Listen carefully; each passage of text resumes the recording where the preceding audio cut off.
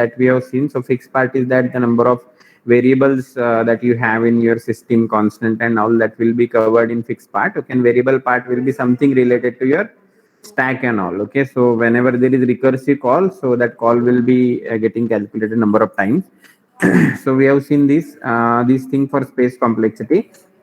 For time complexity, you have started with, okay, time complexity is basically the how much compile time, how much runtime exactly the program will need to execute that in a system. Okay, actually, and we have already seen that runtime is more important as compared to the compile time, because runtime will, because your program will run, suppose there is a for loop. Okay, so compile time will be very less. Okay, because it will compile your code and it will convert that into the byte code. Okay, so that will be in .obj file. But whenever you are going to run your program, so suppose that for loop will be having n value as 100 or n value as 1000. Okay, so that for loop will going to loop for 1000 times. Okay, so compile time will not run your program or will not check for the things of your program. It will only compile the program and it will generate its compiled code. Okay, so that will be, that is called as an object code, or you can see that as an intermediate code. Okay, but the execution time is an actual time which is needed to execute a program. Okay, so we are interested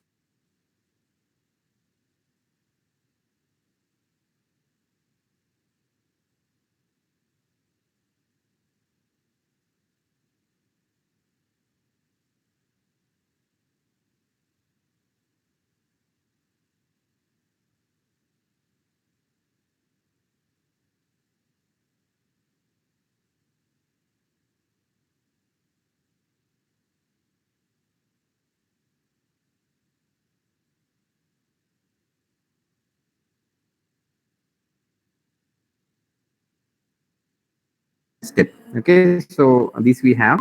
So we have started with time complexity. So we have seen one, there are two ways to calculate the time complexity. One way we have already seen, that is to introduce a count variable in between. Okay, so that introduction of the count variable we already touched. So today there is one another thing we have to see. Okay, so introducing the count variable again, that is something tedious thing, and that we have to do experimentally. You have to include that count in your program. Okay, and you have to check the execution of the program. Okay, but that's again, it's not feasible way to do that. Okay, so there is another way, that is we are calculating it with the use of frequency table. Okay, so that we'll see. Okay, so what we did in this time complexity with count. Okay, so wherever you have a step in your program, okay, what is the step? Step is a single line of program. Okay, so which is the meaningful in sense. Okay, so everything, it is calculated as a step in your program. Okay, which comes as a thing. Okay, so this is one step. Okay, is this a step? Is this a step? Can we call this as a step? Curly brackets, this curly, can we call it as a step? No, sir. No. Okay, so that is only a construct that we have. Okay, so this is the declaration actually. Okay, int algorithm, this particular thing, it's only a giving a name to your function. Okay, so we cannot call that is a step. Okay, so the step count for this, it is a 0. Step count for your curly brackets is a 0. But now here, this is a normal statement. Okay, so whenever you come across some statement, that is called as a step. Is it clear to everyone? Hello. Yes, sir. Okay, so for every step we are going to add the count variable. So this first count will be for this step. Okay, this count is for what purpose? This count is for this for statement. Okay, so for every time what happens, that for will execute by comparing its condition. Yes or no? Every time the condition is going to check in the for loop. Okay, how the for loop is going to work? Okay, so initialization will be done, the condition will be checked, and increment will be there. Okay, so that count we have to increase for the for loop. Okay, again we'll have this statement. So for the statement we have to increase the count. Okay, and after end of this for loop, the for loop again going to check at the last time. It will not go inside when the condition is false, but it will come out of that. Okay, so coming out of that, so for that also one condition we have to add this count, and finally for return we have to add this count. Okay, so any doubt in this count part? Is it clear? Yes, sir. Yes. Okay, so this is the count we have. Okay, again I will have this another example. Okay, so this is one thing tricky actually. Okay, so how it works now, time complexity. So there is one method that is are some recursive sum, we can say that. So how it will work? Okay, so for if condition, this if condition, we have introduced one count over here. Okay, why this count is not included inside if like for, in this for we have written that count inside. Okay, but for this if we have written that count outside. Why it is written outside? Or is it okay if we write that inside the if statement to increase the count? Yes. Okay, so if we write this count statement inside, what happens if this condition is false? So it will not go inside this if statement. Okay, so every time it is going to check. So we are not interested whether it goes inside the if statement or not. We are interested in how many times it is going to that statement is going to execute. Okay, so for that we have written that outside of this thing. Okay, in for loop what happens? Okay, so anyway it will enter the for loop. Okay, it's not an entering condition. Anyway it enters in the for loop. After that also for false condition we have written count statement over here. Okay, but for every true statement we have to increment that. Getting? Hello? Yes, sir. Okay, so now the next count Yes, sir. will be for return. Thank you. Next count will be for return. Okay, else part also the same thing. Okay, so this count will be for the addition function. Okay, so for this function count we have to work like this. Sorry, this is addition we have to work with. Okay, and there is one return statement we have. Okay, so these many count statement we have actually which are needed in this program. Okay, so basically how this now time complexity for this will be achieved. Okay, so this t recursive sum. Okay, so how it is calculated? So for n is equal to 0. Okay, so how many steps we need? So step count will be 2. Okay, so suppose n is 0, what happens? So this count will be added. Okay, and what happens if n is equal to 0? Okay, so less than 0. Okay, it's not working. So this return statement will work. Okay, so there are two count statement will be executed. Okay, so that we have, so this is 2, and for greater than this we'll have 2 plus t r sum n minus 1. Okay, so this is 2. Okay, that is the step counts which are there. It will count these compulsory, one count will be there, and from if and else part there will be one count. Okay, so there will be always will be 2 will be the value irrespective of any n value. Okay, but whenever n is greater than 0, what happens? This 2 will be as it is. Okay, plus we have recursive call, so that recursive call will be tr sum. Okay, so that will be this recursive call will be we have to work with. Okay, so basically this much complex we need not have to do, but you must have to work with this. Okay, so now are you aware about this type of mathematics?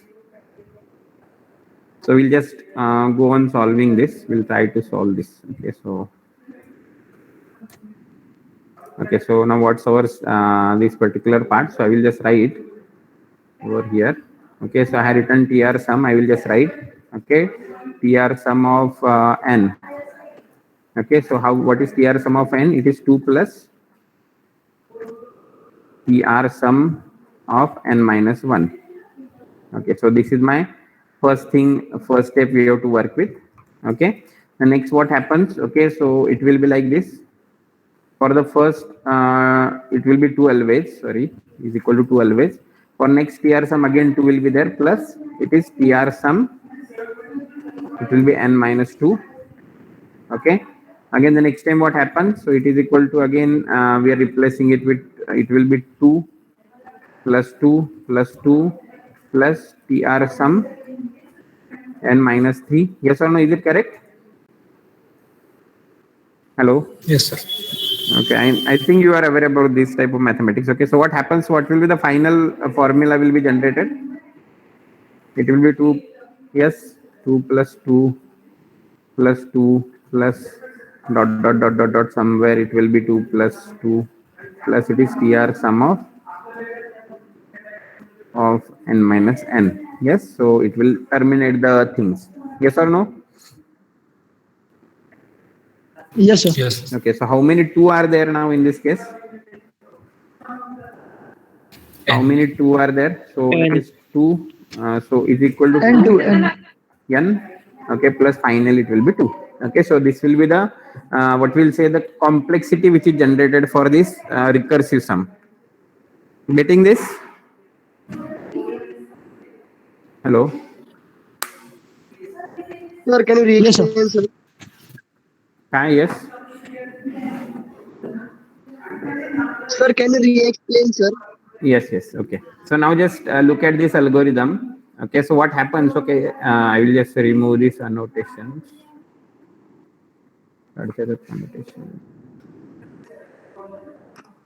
Okay. So now looking to this algorithm. Okay. So now any recursive call will call this algorithm. Okay. So irrespective of whether this any zero or any number, it will enter in this call. Yes. Okay. So this count will be always checked. Okay. So my count value will be 1. Okay. And next time what happens, it may go inside this if statement or it may go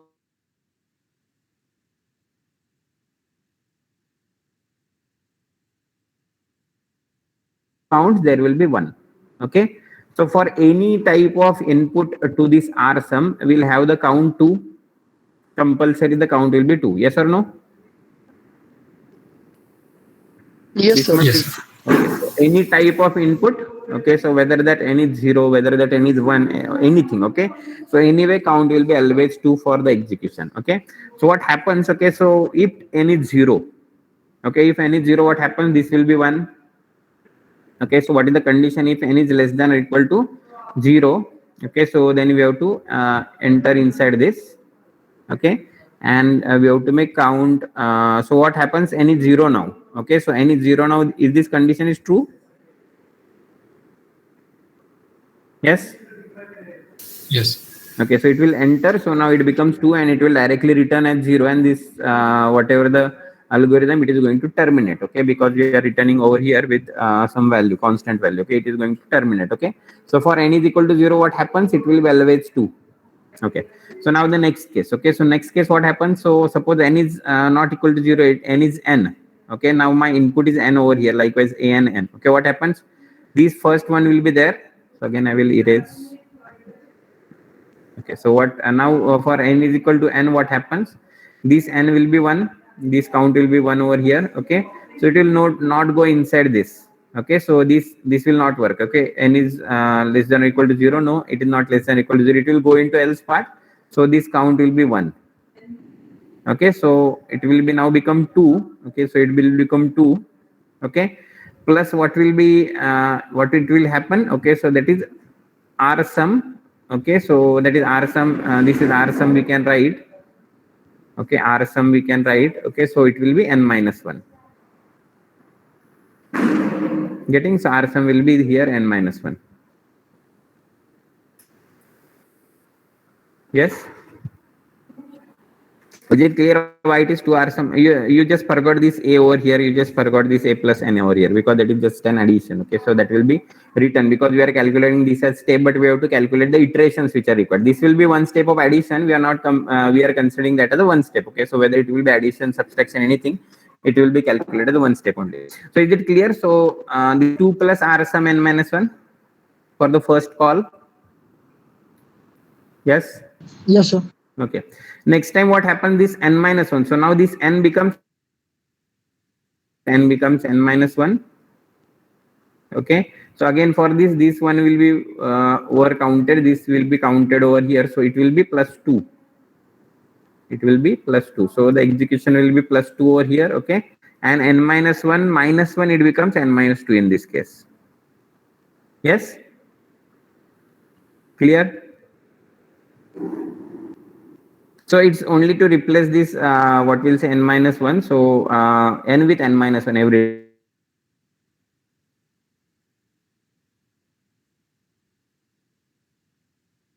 It will be 2 plus will be here, then 2 plus 2 will be over here. Okay, so then it will be again this particular thing 2 into n. Okay, tr sum of 0. So that we have written over here. First it will be 2 plus tr sum n minus 1, n minus 2, n minus 3. Every time 2 will be added. So how many times 2 will be added? So it will be added n times. Okay, because it should n is n minus 1, n minus n. Once it is reached to n, so it will be 2n plus 2. Okay, because last iteration also plus 2 will be there. Clear? Hello. Yes, sir. Okay, so this is roughly you can say that it is a complexity of this algorithm. So this is the complexity of algorithm. Okay, so now I will get you give you one task. I think hope it's understood to everyone. Okay, what is the how to calculate the complexity with the use of that count variable. Is it clear? It is any doubt with anyone? Hello. No, sir. Okay. So now what we'll do, we'll just calculate complexity. So just arrange pen and paper with you.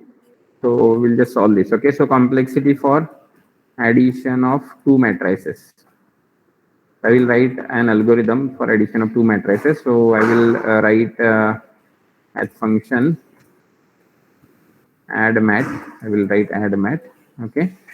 And here we can write inside this function add mat. We have to calculate the complexity of this function add mat. Okay. So I will write for integer I equal to 0, I less than n, or we can say then less than row I plus plus, or we can say m is a row. We can not put anything, so we'll have m row count is m.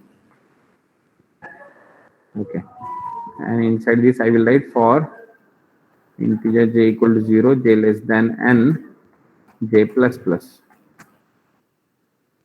How we can add? It's very simple. That is sum of ij is equal to a of ij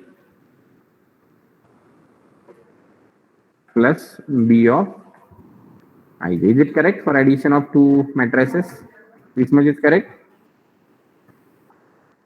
Hello? Yes.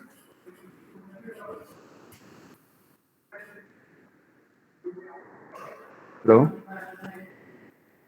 Algorithm बरोबर आहे का?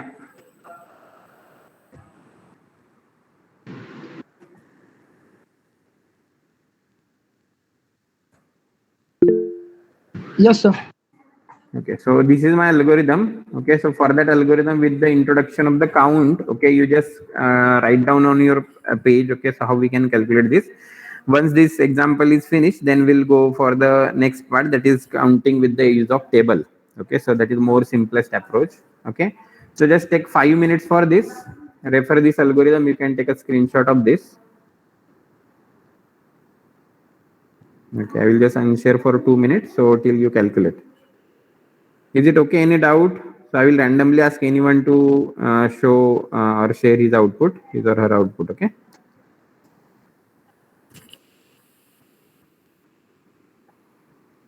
Till if you have any doubt, you can ask.